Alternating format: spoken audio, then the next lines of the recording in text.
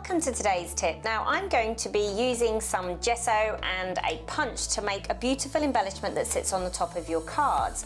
Now I've just got a tag here, and I've got an old book, and I've even got some sort of old coloured paper that I had left over from an art project. This is from a gel plate, and I kind of like the colours on it. And what we are going to do is just get a little bit of the old book, get a nice thin layer of gesso. Now I'm just using this Liquitex professional gesso. It's quite runny, and all gesso is really is a chalky formula to base any art project. Particularly they used to use it a lot when they had canvases that were untreated, and they'd put gesso down and then any acrylic paint can be built on top of it. It creates texture. In this case it's going to give us a lovely vintage feel. Okay, so I've got my old book and I've got a palette knife here, and I'm going to create a nice thin layer on top of my book. My old book. Let me wipe that off, because if you leave it, it will go rock hard and ruin your palette knife or your whatever you're using. And I'm just going to put it over the top, and I'm going to sit that to dry. Now I've got one here,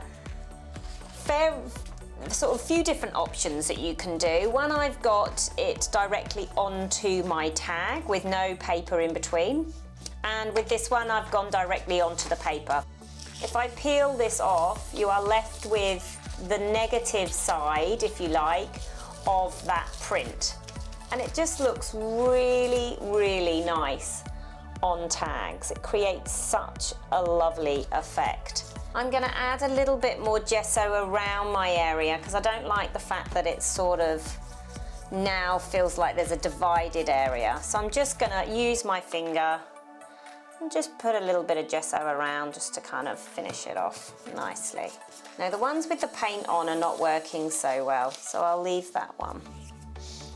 The ones directly onto the tag is definitely the best approach. And I've got a few bits and bobs here to add to my picture. I am going to use this because I love the orange, and I'm actually just going to layer it over the top. And there we go. Just tearing off the bits that I don't want, leaving that, having a little bit of the underside of that paper that we had, which I really, really like. And then what I have done here is used my butterfly punch and created these sort of rusticy looking butterflies, some of which I have painted with some inks, and some that I've just literally put gesso over the top to giving them the nice thick feel. And then I've got a little happy birthday here as well that I've stamped out. And finally we'll add this on before we put our happy birthday on. Bit of burlap, which always adds that lovely vintage feel to it. So we'll stick them on, we'll stick our lovely little butterflies on like so, and our happy birthday right the way in the middle there. And then last but not least, maybe a little bit of twine just to really, really finish it off. And then as you add that to your card, it'll look absolutely gorgeous. So there we have the card. Now I've just done a really big boo-boo and put a thumbprint on the happy birthday, but once I've redone that happy birthday and stuck it down, that just makes such a lovely embellishment and a card.